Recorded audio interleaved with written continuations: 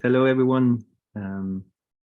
Welcome and thanks for joining us. I see that there's still some people in the waiting room connecting, so if it's all right, we're gonna wait another minute or so before we start. Hello, Edward. Good to see you.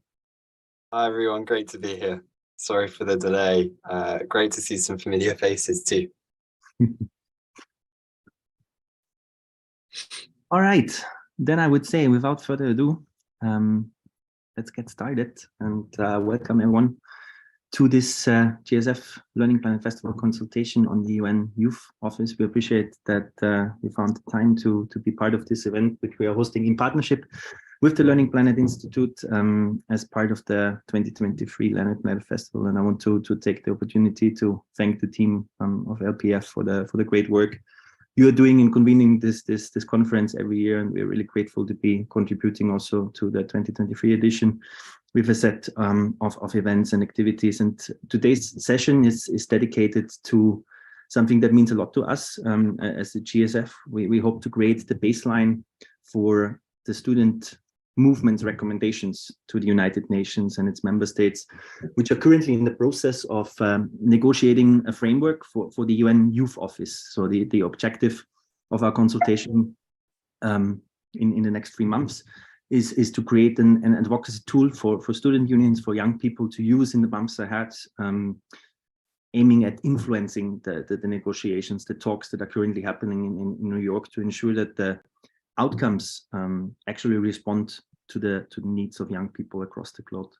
I'm going to give you some context. At the last United Nations General Assembly in 2022 in September, the member states decided to basically establish a completely new organization within the United Nations system that is dedicated as an office for young people. Till now, the representation of young people within the UN was taking place as part of the Secretary General's office with the Youth Envoy, OSCE, which worked quite well.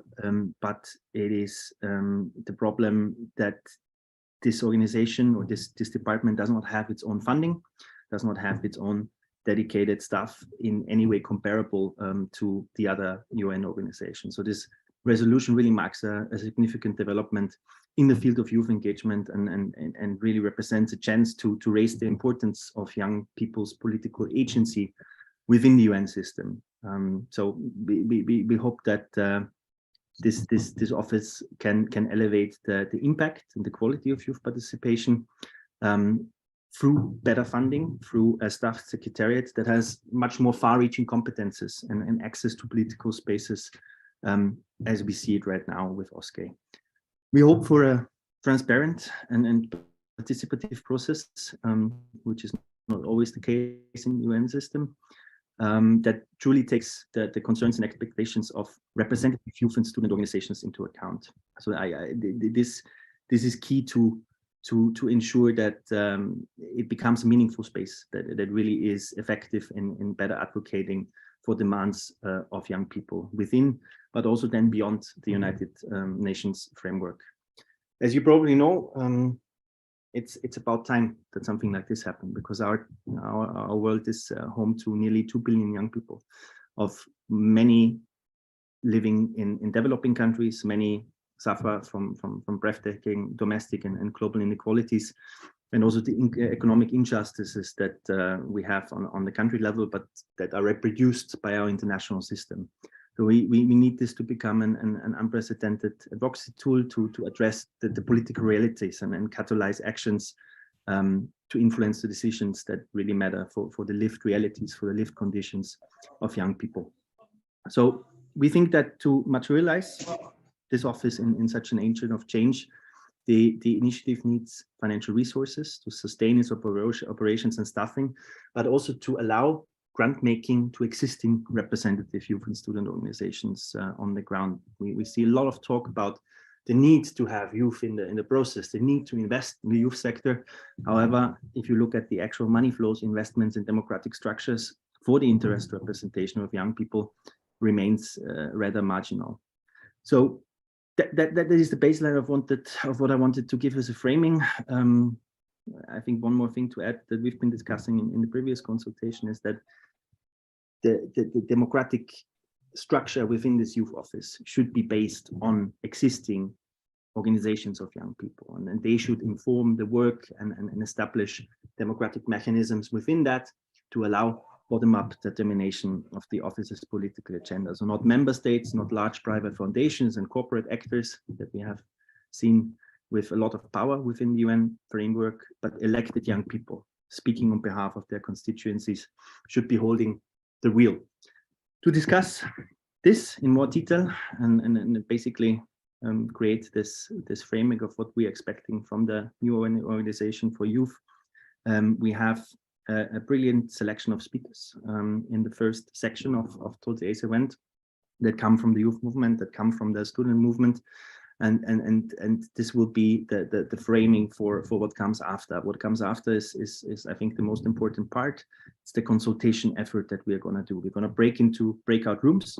We're going to have I think, looking at how many people we are here right now, 2 breakout rooms where we're going to answer 3 guiding questions. I'm going to introduce you once more to the guiding questions in a bit after the panel, and we will note down your inputs. They will be thoroughly minuted by the GSF team and then feed into this consultation groundwork paper that then will be developed into a position paper that hopefully will help us influence the process. Without further ado, it's now my pleasure to introduce our first speaker. Angel, if you don't mind, I would start with you, if that's all right. Angel is an outstanding student and youth activist. She is the director of the Kenyan National Youth Council Board. She was also elected to serve as a chairperson for the first ever COMESA Youth Advisory Panel. She is the Secretary for Gender and International Relations of one of our member unions, the All Africa Student Union, the representation of African students on the continent, which is headquartered in Accra, Ghana. And I'm really happy we were able to win her for giving an input here. Angel, the floor is yours. All right, thank you, Sebastian. You've given a very comprehensive overview of what we are about to discuss, and I don't know whether we should end there. I think you'd also made a very meaningful panelist in this, and it's an honor to be at the forefront with you to fight and advocate for student issues, and not just across my continent, but across the rest of the world. And for me, young people are at my heart. I have been inspired to advocate for young people since I was a student leader at the University of Nairobi. And one thing that we had for sure was the strength, the brilliance, and the might. And this is one thing that you cannot take away from young people.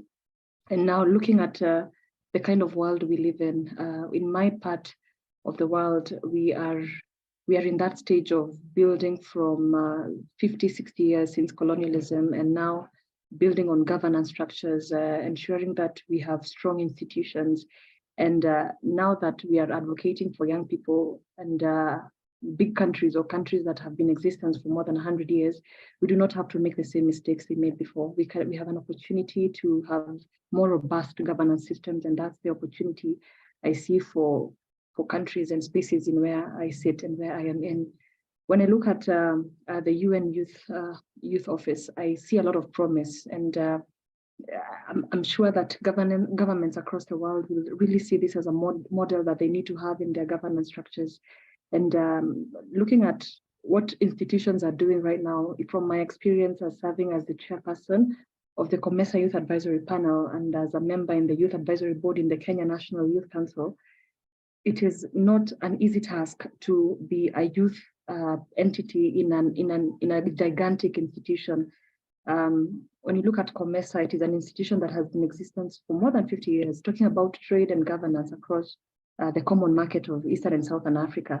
It is an institution that has so many agencies, just like the UN, one that deals with trade, another one with transport, another one that deals with democracy and good governance, another one that deals with social issues. And then COMESA, the advisory panel made up of 11 members, really tries to even understand how entirely COMESA works, because it's an institution that spans out across the region. We have the challenge of languages, because some African countries are also speaking Portuguese, others English, others French. And so even synthesizing ideas becomes a challenge at the beginning. And the other thing I've witnessed is that even when you're in that institution or in any government institution as a youth serving entity, you'll have the challenge of not being able even to be invited to spaces where you think that you could have made value, or you're called when they are launching something and flagging it off, and you are not involved throughout the process. So the challenges we are seeing as young leaders, as young people, is being used as people to as a rubber stamp, as making it look tokenistic. Yes, we involved young people. We have this office. This is who they are. But really, when you look behind the scenes, there's no much impact that is being driven there. It is one thing to say we have this entity, but it's also another to say that we are actually making impact. And I believe that is where we come in, because using our strength and our brilliance and our might and the networks that we have created, we can be able to support this new entity to ensure that it doesn't have to go through the challenges we've been going through all this time. Because Sebastian, you can bear me witness on setting up the Global Students Forum. We needed to mobilize for funding to be able to meet and convene. That is number one, as basic as communicating and meeting.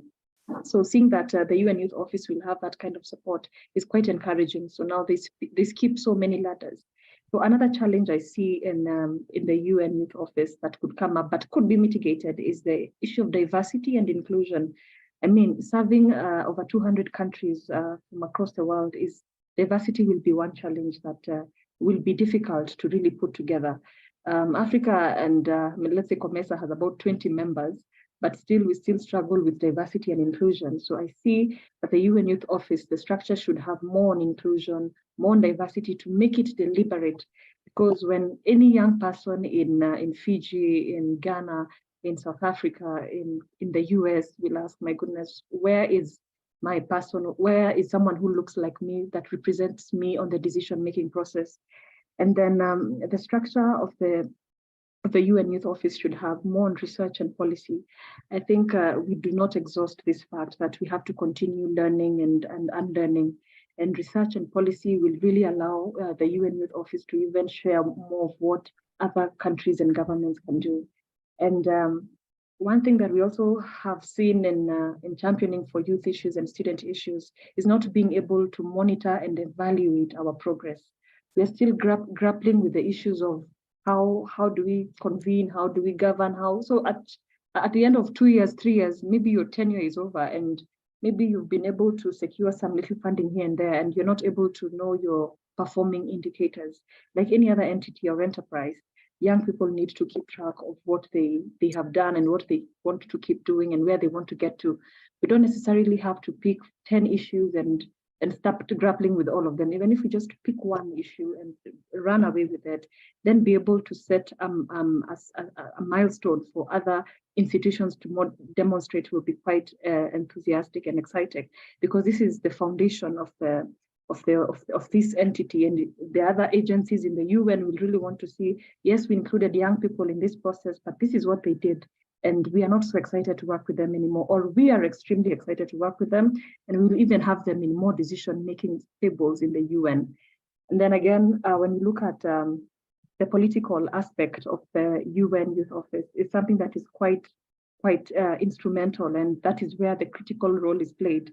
Because an international organization, of course, is expected to be as diplomatic as possible, but we have to be alive to the issues of our countries. So when I look at young people in my part of the continent, I would advise for the UN Youth Office to work very closely with the national youth councils. And if countries do not have the national youth councils, it should be able to help these countries establish national youth councils. This way, a country will be able to bring together young people of its own kind, of its own genesis, of its own kind, to be able to advocate for their own issues. Because the UN Youth Office is not maybe expected to come to my home county or my community to come and maybe impact something, but should be able to work with an entity such as mine or in any other country or part of the world to be able to deliver on them and the things that they intend to deliver on. Working with National Students' Union is also something that will make the whole work of the UN Youth Office quite easier. And then again, with an elephant in the room, we need to ensure that we have more young people in decision-making spaces within countries. And this will mean that the UN Youth Office will need to speak to political parties in respective countries, be able to, keep on advocating and challenging and asking for young people to get tickets to run for office, because now once we have them in the legislature aspect of a country, we are able to advocate for more policies that support young people, that support girls, the education, the food security, all the climate change, all that can be captured in that regard. And if that support is given, more can be done about it. And then marginalization including the most marginalized in our society, the persons with disability, at least in the structure of the UN Youth Office should have that. And speaking to people who feel that they are represented is something that we really cannot ignore. And I see it as an item that the UN Youth Office should really prioritize, to ensure that everyone feels included, everyone feels represented, and not just not a fancy office somewhere in New York, but an office that really can reach out to every boy and girl across the world to be able to transform their community and their society.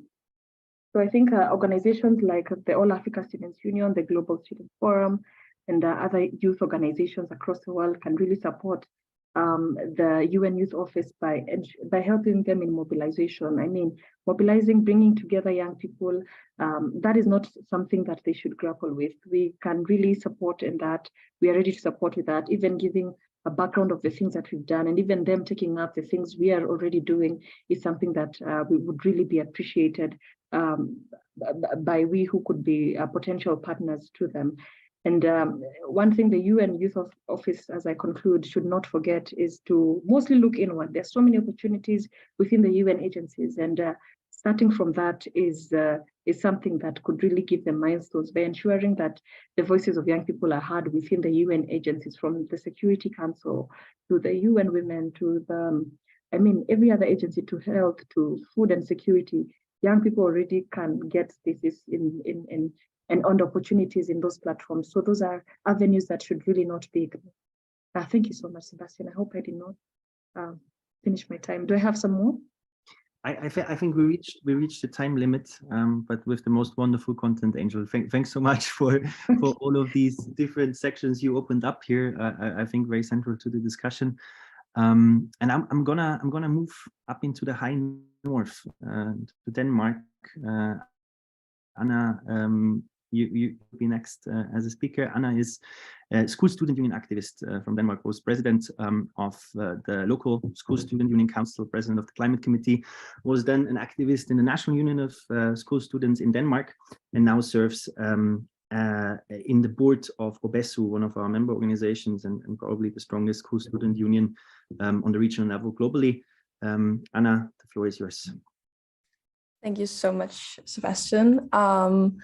Hi, everyone. I really want to start by mentioning my and OBESU's appreciation that we will take this consultation already about 4 months after that the establishment of the UN office has taken place.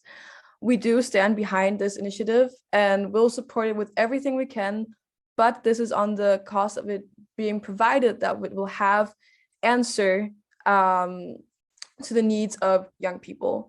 I think, as we all know, the issue of youth rights and therefore also student rights is in no way static.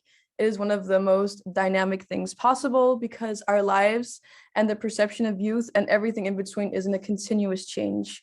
But one thing really never ever changes with youth as a group and a topic, and that is that we want to be included, we want to be heard, but not only heard, we want to be understood, and we want to have the right to do so. In order for this UN Youth Office to be meaningful, it cannot be anything else than exclusively youth-led. I think one of the things we definitely want to prioritize from our side is seeing staff and involvement from these student and youth organizations in the best way possible. As it's already been mentioned, and as I think that we all agree a lot on, we should make sure that we can amplify the voices of young people from all over the world. And this is both in different regions, cultures, and backgrounds, to make sure that the processes in this youth office, even if it's hiring processes or making committees or anything in between, that happens in the most democratic and transparent way possible, especially when we have to look at who is going to be in the leadership positions here. I also think that the structure that allows for participation in the different stakeholders, such as us, the youth and student organizations, and for example, governments and UN agencies and civil society organizations, should really be involved as much as possible, because this will really lead to this multi-stakeholder approach to the decision making that will bring all these different perspectives to the table and make sure that we will be as inclusive as possible and make sure that this youth office is really for all. As we said before, that it's not only the people that have the opportunity to go to somewhere in New York to the office and give their opinion. It has to also and mostly be the people that do not have that opportunity. I think one of the things that we've been talking a lot about in the board, especially before today, was that this UN Youth Office should be accountable to young people. It is super, super important that this office has a double accountability, because in one way, of course, and on one hand, it's super important that it's accountable to the General Assembly of the UN as an institutional factor. But on the other hand, it is just as important to allow accountability from young people. And this includes that the youth office should have open door policies, independent evaluations, and of course, the essential factor, which we all will mention a lot, is involving youth in decision-making processes at all levels. I think we have all tried before, as said, being the token youth, only being there in a panel to be like to bring down the age average of the other people there, and only be taken serious when we can speak about the fact on being young. But in the end, being young is being alive and being a person just as everyone else.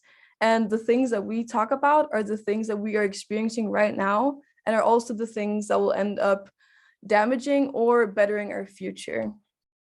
I think a really important thing here is there should be focus on outreach, as mentioned before. The youth and student organizations that are working all the way on the ground level, then in the bottom-up mention manner, should be the focus. We know what are happening. We are the ones that have our fingers on the pulse. And I think funding initiatives for organizations to thrive and better themselves, for example, through capacity building and upskilling, can be a big way to prioritize this. Politically, I touched a bit on it before, but ensuring that youth engagement and recognizing youth as these impressionable and important stakeholders is something that we should really, really emphasize. I believe that if we, for example, propose a youth advisory board, this could contribute a lot for the youth to be sure that we're represented, and also make sure that we're represented in an equal manner to be more fair, and make sure that there's always this ongoing advice and guidance from young people to the work of the office to represent the views and concerns of young people.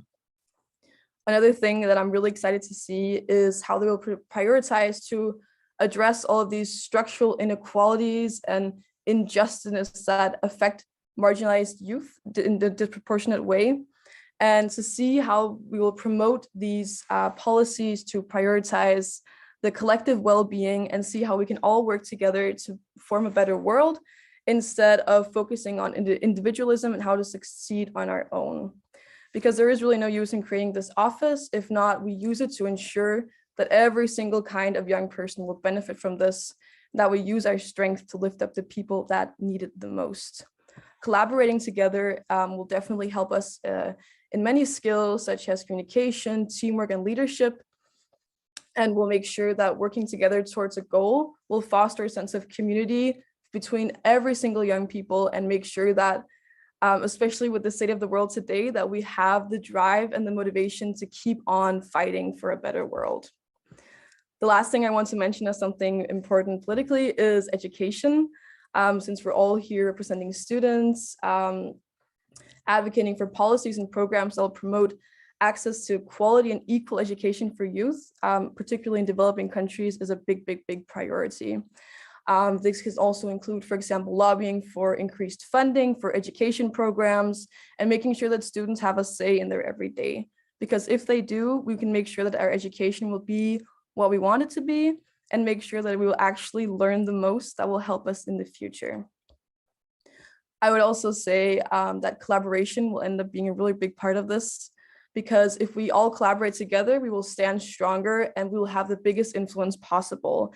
And this can both be between youth-led organizations, but also trying to crisscross and work with government officials, educators, and other stakeholders, so we together can advance our agendas. And through collaboration, we will end up doing a huge mobilization, because we can all mobilize our members and whoever supports us to participate in campaigns and events and other activities that can promote our agendas through the youth office.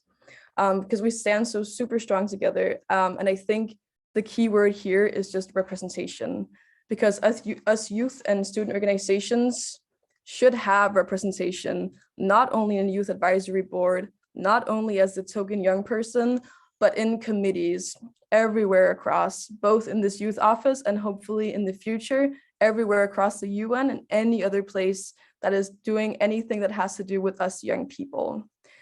And by using us people that are elected in youth organizations and student organizations, you make sure that you find people that actually know what's going on, people that are on the ground level, people that know what happens when policies change our day from one day to another, because we are the experts of our everyday. Thank you. Thanks so much, and I couldn't agree more with actually everything you were saying, and I wanted to pick out the point on collaboration. I think it's extremely important to find value-aligned actors, to find allies who are behind this idea of promoting meaningful youth participation. And we have one of these allies here with us today. In general, the Learning Planet Institute, I think, has been doing remarkable work in including young people in all of their programs, in this whole conception of how they set up the festival. And Edward is one of the key figures who has been making this possible. So Edward, I'm going to briefly introduce you. Edward is the Education Program Manager at the Learning Planet Institute, and also holds a Master in EdTech from the LPI and a Bachelor in History from University of Warwick. Ed, over to you. Thanks so much, Sebastian. And yeah, thanks. It's already been learned so much and gathered so much from the speakers already here. I suppose I'll just give, there's 3 points for me that come up around engagement, collaboration, and the rethinking of education. And I'm sharing and joining here with 2 hats, really, and in a sense of how we want to be able to help and support. So one of them is this side of working at Learning Planet Institute, which is a center for interdisciplinary science, social impact, but really geared now to thinking, how can we build the learning communities, the learning societies to really meet the challenges of our times? And for the last 18 years, and I believe Francois, who's one of the co-founders, is on the call, from the very, very beginning, youth have co-created not just the programs, but also the buildings, the degree programs. And so maybe we'll touch on that a bit more in a second. But then the other hat that I have is that alongside UNESCO, LPI announced or launched the Learning Planet Alliance a couple of years ago, which was really a call that came out of a report looking at the future for learning societies. But it's a call to unite organizations of all different sizes around the transformation of education broadly. But what we've observed over the past couple of years of building this alliance with a few hundred members and now this festival that you're all part of today, is that it goes far beyond just rethinking education, and that the themes that are being addressed across how we bring youth fundamentally into positions where they can affect meaningfully change. That being said, and I will give a shout out as well to a series of sessions we had on Monday around youth empowerment and well-being, notably led by Helen Clark as well, the former Prime Minister of New Zealand. There's a huge pressure on those young people, and the many that will already be implicated, I'm sure, in the UN Youth Office, to engage and to always be solicited to speak. And Anna, I feel your pain and your challenge sometimes around, being invited, sometimes just to kind of give an average, a lower average age, but also I think it's all that we're doing around building networks, around supporting youth, notably in education, but much more broadly as well. I think we're learning, and particularly through this week, but more broadly, to really recognize where the limits are for each person as an individual, and to see how we can build collaboration and support those young game changers that are truly going to be at the forefront of pushing this UN office to be of real kind of value. So those are kind of the hats of the network and the institute trying to involve youth are two things that we really want to bring and help with. In terms of just engagement, one thing that we've observed in the past couple of years as well, of particularly when we're talking about rethinking, whether it's in this case notably rethinking the UN Youth Office, is that there's a huge amount of consultations that reach very much a limit of just being a moment to chat, to gather some ideas, and then it's never clear where that goes. So that's been one limit that has been observed in, you know, consultations, for instance, around the future of education. There's been some elements where it really cut through and it really worked, and then other moments where, you know, there's a lot of pressure on a small number of youth to be very regularly consulted without necessarily knowing where it goes. So I think that's it's a question as well. Where can we make these spaces around consultation cut through as meaningfully and effectively as possible directly to the organization of the office? More broadly, and as well, this is just to cite a good example that I've come into contact with recently, how we can engage at scale and to show that everyone is, every young person is really concerned in the formation of the youth office. There's an excellent new initiative called Youth Talks, which has been piloted by the Higher Education for Good Foundation, which some might have engaged with, but their first action, it's only just been created, was a global questionnaire called Youth Talks. And it was, the reasons of interest is that I think overall there were over 100,000 specific responses to questions, with many thousand young people participating. But the questions were very much adapted and framed by those responding to them. And I'll share the link for more information, and some of you might have engaged with it. But it was a really interesting process about how to rethink the idea of giving closed questions that kind of push people towards a certain answer that's maybe not adapted to their context. And I think in their case, they used a really excellent and available AI to be able to give people the space to make the questions work for them. So it was just kind of planting a seed around engagement that seemed to really resonate and help, and how we can appropriate the office, but these core questions to specific contexts.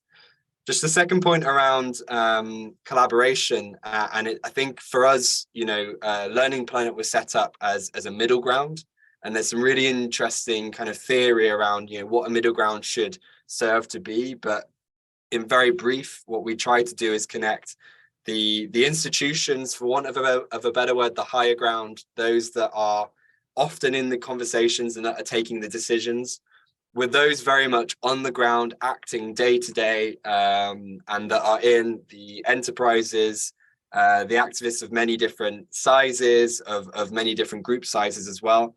And then notably, and I think there are better words for this, but the below the ground, those that are advocating and engaging on a regular basis in transformation, but it often doesn't fit in the conventional spaces, and they definitely need to come into these conversations. So it might be, for instance, you know, the activists at Fridays for the Future that, you know, were doing a huge amount outside of just the small time that they had of school. But even those that are maybe not in the formal education system or the formal youth advocacy system, but that still want to be able to bring their voice at different occasions. And so be really keen to see how we can offer and share some more ideas on how you bring and build this meaningful middle ground of engaged actors. And then just, but on note on that, you know, fully recognize the importance as well of specific contexts. And that was something that came out of our sessions on Monday, that there are a lot of actors that have spoken, a lot of institutions that are engaging youth, and notably trying to push towards engagement on the UN Youth Office. And that one of the feedbacks has been sometimes consultations can be very general, and that there's a fear sometimes of getting very specific. And actually, I think what is often forgotten is that, you know, a lot of the young people engaging with these, with new ideas for the UN Youth Office will be real specialists in how you can set up really meaningful, radical movements for change. And that, you know, we've joined and welcomed at the festival this week, you know, groups doing now consultations on commercial marketing or on specific parts of youth rights or on economics as well. And I think it's it's something that really needs to be pushed, that, you know, we can get down into the nitty-gritty of how you can set up a meaningful UN Youth Office, and it doesn't just need to remain at the level of open conversation on very general youth empowerment. And then just the very last thing, because I think I might have gone a bit over time, but how we try to rethink education, both at the Institute. We want to try and be an example for youth actively writing curriculums with us. And Francois might be able to share a bit more about that afterwards, and we can give some examples. But then also, I think there's a real case for helping to train the skills to actually affect change at the heart of the UN. And so we have been working with different partners around the model UN, which I know for many people is it can be quite a painful, very bureaucratic form of training or process. But what we've been discussing with many people that are working on model UNs for those youth that don't usually have access, is how we can use this model to fundamentally remodel the UN, and how we can have these simulations that do give fundamental skills and possibilities for training in negotiation, how we can use these to, at the same time, actively rethink the functioning of the UN and make sure that this reaches the key bodies at the UN itself. So we'll stop there, but really open and looking forward to the breakout rooms to discuss further. Thanks so much, Ed, for these insights and for all that you and the team at LPF are doing to empower young people. I don't think anyone takes that for granted, especially in the international space, where we also see many other examples where this doesn't work even remotely as well to your approach. Last but not least, I'm gonna invite Chantil Dusenge to speak. She's a humanitarian programs administrator at Kepler in Rwanda, and also works as a policy and advocacy officer at Global Health Corps. Before that, she was involved in an internship with the UNHCR, the UN Refugee Agency, leading refugee youth-led projects across Rwanda. She has also been working as a teacher in the Kizibia refugee camp community. Holds additionally to all of that Bachelor of Arts in Health Science and Healthcare from the University of New Hampshire. And until it's my pleasure to give for you. Thanks so much, Sebastian. It's truly a pleasure to be here. And I think you will allow me to orient my comments mostly in the context of refugee context. I mean, for displacement, because that's where lies most of the experience. So I would like to directly start with the first point. Like the UN Youth Office should really, I'm trying to echo what others have been saying. This should be a place of diversity and inclusion.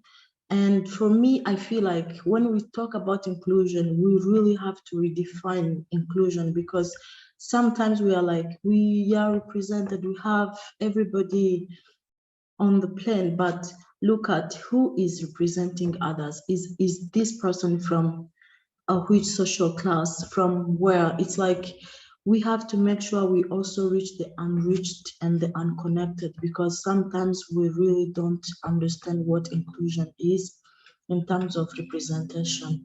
And again, this office should have an active committee with projects and specific and SMART goals to be met. And again, the office it's not maybe, but the office should really have a very strong reporting, accountability, and feedback mechanism, so that the staff know how to improve, like the progress, the challenges, and the way forward. Again, this office should really have a very reasonable budget to be able to operate.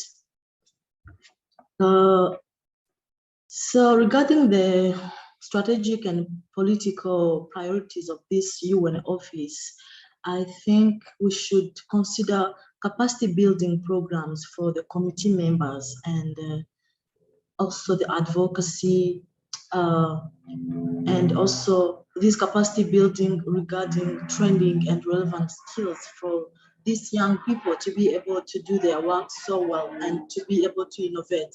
I'm sorry, there's an airplane there. I think there's too much noise. Again, I wanted to talk about insurance of meaningful participation and representation.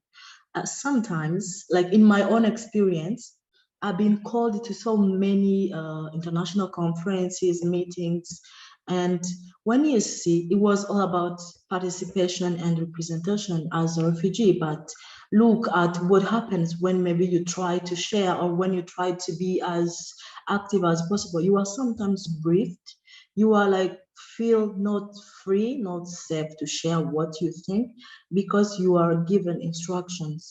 So for this UN office, I feel like staff or representatives should have this sense of freedom to be themselves and again to be represented as meaningfully as possible, because again representation is like we have to pay attention on who is representing who to make sure everyone is there, none is left behind.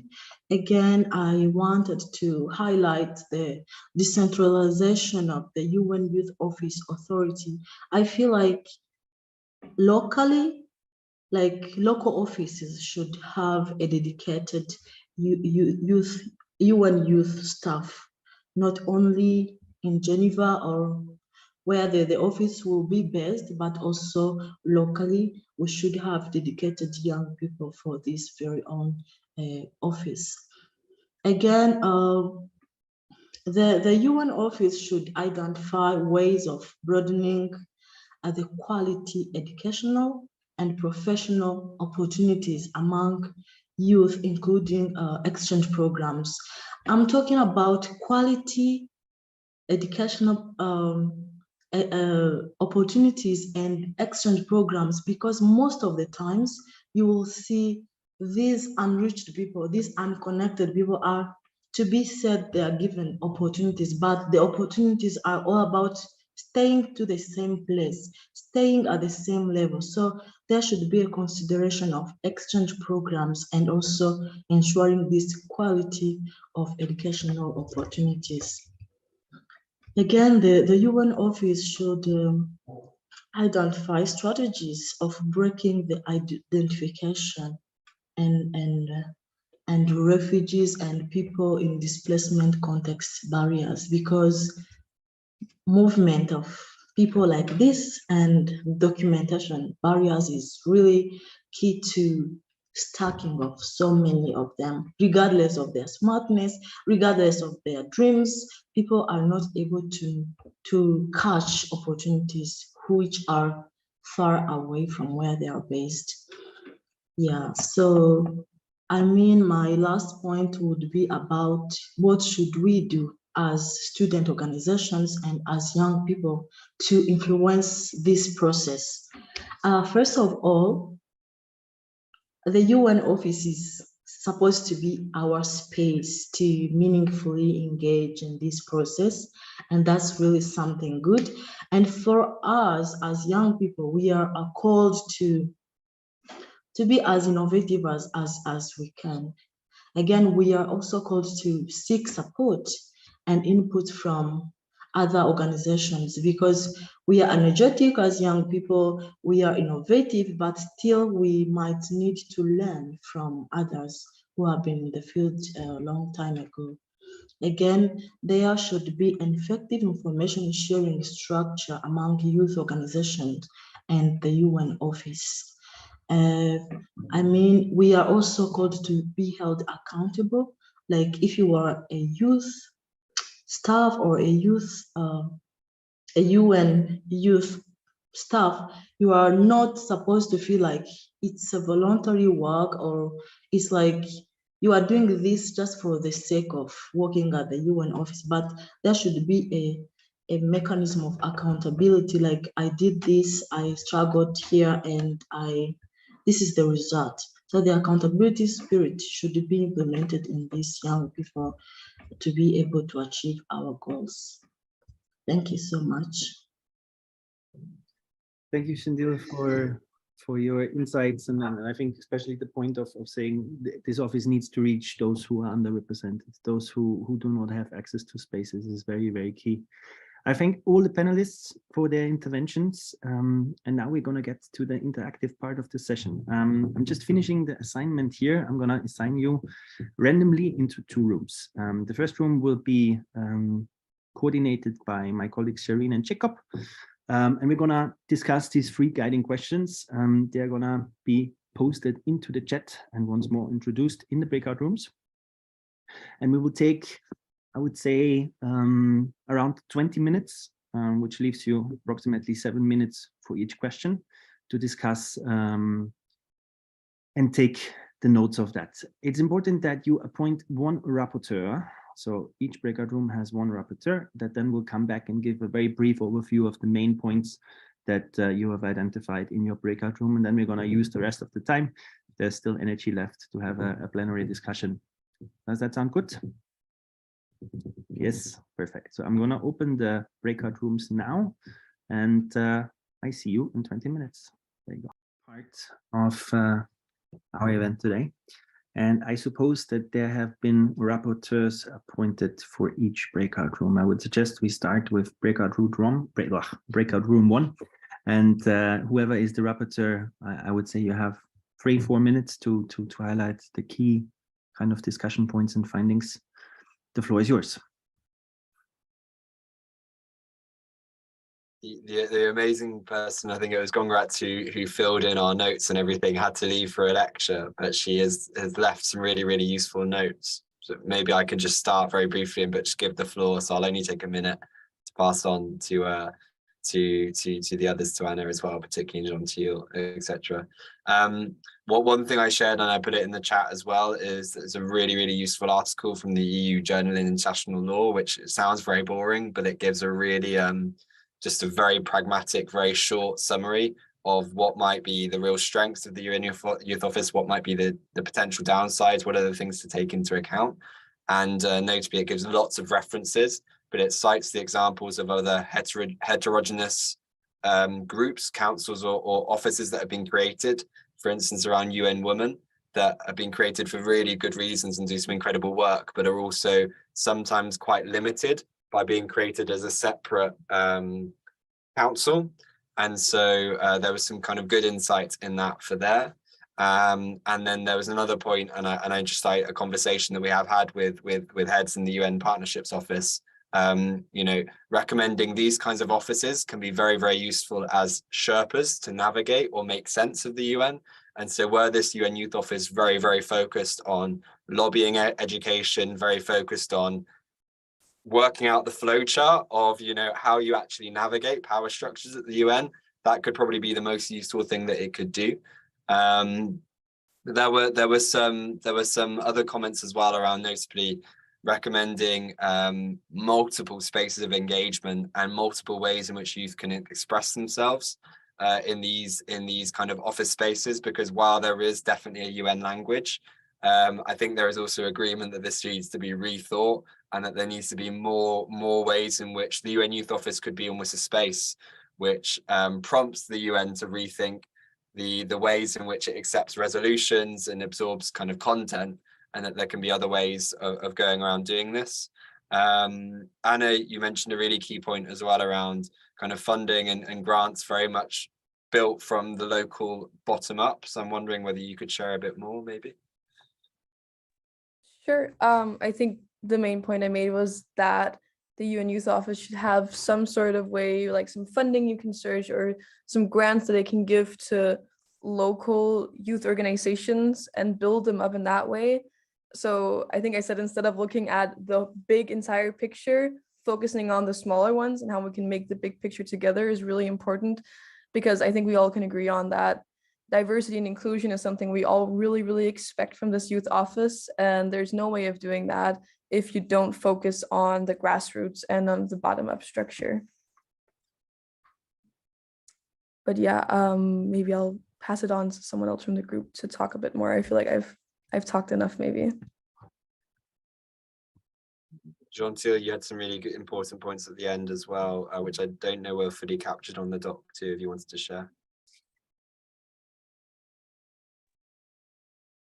Oh, yes, I made a point that if we young people are willing to really be heard and understood, we also have to hold ourselves accountable by identifying what's missing in our leadership in terms of knowledge, in terms of leadership styles, and then work on that. Again, we are also called to welcome, like, challenging the existing structures, challenging the existing leadership styles to see what we don't like and what we want to keep, and to be able to achieve what we want to achieve. So it's up to us to choose what we want to go with.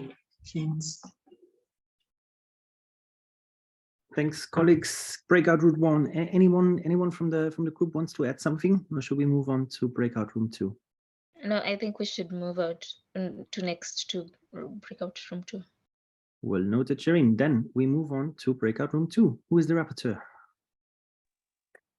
Hello, it's Benolo from Youth and Environment Europe. A lot of what was discussed in our group was before we could answer, I guess, any of the 3 questions that were put forward, there's a need to better define what we mean by what the office means by youth, and also to define the mandates of the office so that we can take a much more targeted approach. One of the things that was mentioned, for example, as far as the definition of youth, I think it was Ngozi that mentioned this, but for example, where she's from in Nigeria, somebody might not start university at the age of 18 or 19. They might start far later because either access to education facilities and schools, financing, or any other kind of like barriers that are related to somebody attaining further and higher education.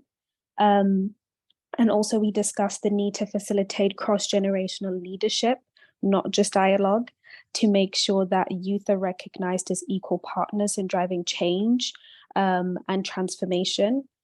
For us, something that really came up as a big issue is kind of breaking down the power dynamics that are unfortunately inherent in UN systems, which often mean that youth are tokenized. And again, we do only really participate in dialogues versus really being change agents within the system in and of itself. And then for question 2, we didn't manage to get to question 3, but for question 2, part of our focus was perhaps focusing on climate, youth engagement and political participation might be really important for the office, particularly when we think about developing well-rounded leaders, right, of the future, and thinking about how these well-rounded leaders of the future can work in collaboration or in partnership with existing leadership to make sure that essentially we're passing on the baton versus just kind of saying, okay, young people, you come into office now, you do the job, but not really facilitating what's it called, an environment where they aren't just there, but they can actually thrive in the environment that they're in. And also we discussed that it's not really useful to just keep creating these youth councils, youth advisory groups, country-specific youth organizations without really focusing on financing, because unfortunately, financing plays a big role in whether or not the office can achieve global representation of youth perspectives, because for countries that do have access to greater financing, unfortunately, the voices of those youths are often at the forefront of the discussion, right? Whereas the voices of youths in countries where there isn't enough financing to be able to strengthen the capacity of those programs means that those youth get left behind. But if anybody else wanted to add anything, please jump in. Yeah, what I could add is I think we also discussed the fact that digital technology could be powering the youth voice from nearly everywhere, even though some young people are disconnected from the web, and we should try to look for ways to include them. But so, civic tech technology is one thing, and the other thing we started to discuss very briefly was the fact that until youth and maybe from birth on would be able to vote, their voice would not be heard in many settings. So, how can this be part of the conversation to rebalance the voting power of the older generations versus the younger generation that is minimally represented among the elected officials to this date?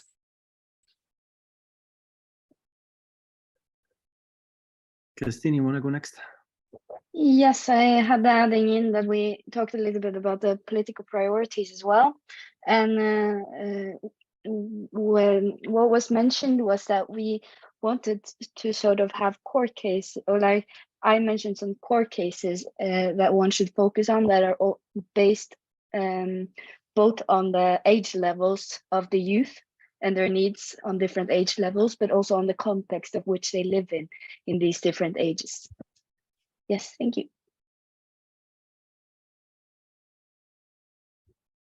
Very insightful inputs also from breakout room 2. Is there anyone else from the group who wants to add something? We have another 7 minutes left. We can cut it short, but if anyone feels like, yes, Richard, please come in.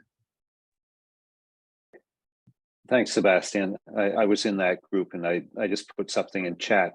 I'm really hoping that the UN Youth Office will help to bring to the fore all the work that's being done, everything that we're learning about the democratic approach to learning, the self-directed approach. The film school circles gives us a good window into what it looks like when youth have equal rights, and a lot of adults cannot imagine what it looks like to have full participation from young people. We need to get those images out, and these two groups, UDEC and then the film school circles, really helps to do that. What does it look like? We can trust that involvement from youth is not going to descend into chaos. Fair point made here.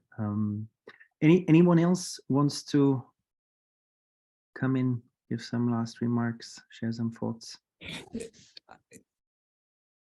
Maybe Ed, you could comment on the youth parliament, because I think it's a nice complement to more students level organization, because it starts even younger and it's from the local to the global, a way to complement what Richard was saying, that democratic organizations and involvement of youth are not restricted to schools.